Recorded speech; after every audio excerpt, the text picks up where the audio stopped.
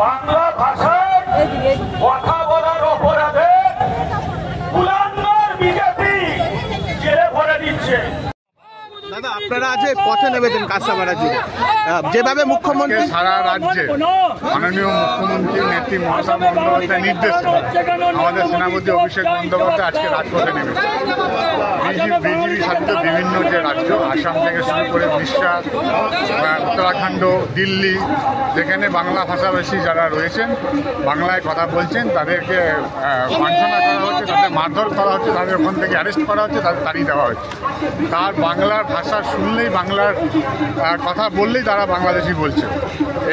এই বিদ্বেষী মনোভাবের আমরা বিরুদ্ধে আজকে আমাদের বাঙালিদের অপমান করা হচ্ছে, বাংলার মানুষকে উপর অত্যাচার করা হচ্ছে। তার প্রতিবাদে আজকে মমতা বন্দ্যোপাধ্যায়ের নেতৃত্বে আজকে রাজপথে আমরা নেমেছি। মমতা বন্দ্যোপাধ্যায় তিনি কিন্তু সকালে কলকাতাতে নেমেছিল রাজপথে, কিন্তু অপরদিকে আবার শুভেন্দু অধিকারী হিন্দুদেরকে বাঁচানোর জন্য তারাও রাজপথে নেমেছে। কি বলবেন এই বিষয়টা? শুভেন্দু অধিকারী প্রথমেই বলেছে বাংলার মায়ের বোনেরা যারা হিন্দু তারা জালি হিন্দু, 500 টাকায় বিক্রি হয়ে যায়। যে বাংলার হিন্দুদের অপমান করে, উনি নাকি বলেছেন ইউপির যারা হিন্দু তারা নাকি অ্যাকচুয়ালি হিন্দু। শুভেন্দু নিজেকে বাবা ঠিক করুক, ওর বাবা কোনটা, শিশু অধিকারী না মোদি? আর আজকে যে ইলেকশন কমিশনে গেছে সেখানে গিয়ে ওর বাবার বার্থ সার্টিফিকেট নিয়ে দেখা আগে ওর বাবার বার্থ সার্টিফিকেটটা কোথায়, তারপরে মানুষের বার্থ সার্টিফিকেট দেখবে। শুধু আসাম নয়, বিভিন্ন রাজ্যে কিন্তু বাঙালিদের উপর অত্যাচার হচ্ছে। এটা আমাদের কথা হচ্ছে, এটা রাজনৈতিকভাবে নয়, আমরা সবাই বাঙালি।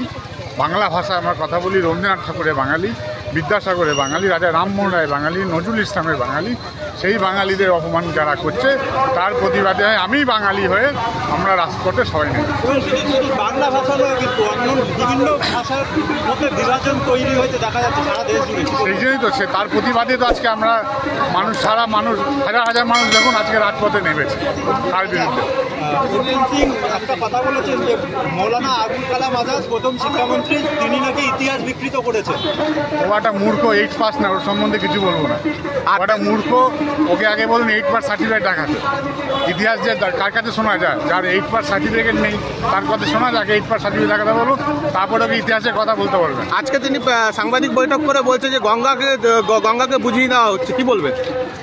সেটাও মাই পড়ে বলবে সমুদ্রে বুঝিয়ে দেওয়া হচ্ছে। পাগল হয়ে গেছে, একটা পাগলে পোলাপ, ওর কথা বলে লাভ নেই। ওকে ব্যারাকপুরের লোকসভার মানুষ প্রত্যাখ্যান করেছে, বিতাড়িত করেছে। এই সময় অপেক্ষার কোন দিন ব্যারাকপুরের মানুষ একটা হোকে তারা করবে। আপনার নামটা একটু? হ্যাঁ, আপনার নামই বিধায়ক অধিকারী। 24 ঘন্টা ইন্ডিয়া টিভি, সর্বদা সবার পাশে, সবার মাঝে। আজ এ পর্যন্ত। সঙ্গে রাখুন 24 ঘন্টা ইন্ডিয়া টিভি। দেখতে থাকুন সব জেলার সব খবর সবার আগে 24 ঘন্টা ইন্ডিয়া টিভির পর্দায়। নমস্কার।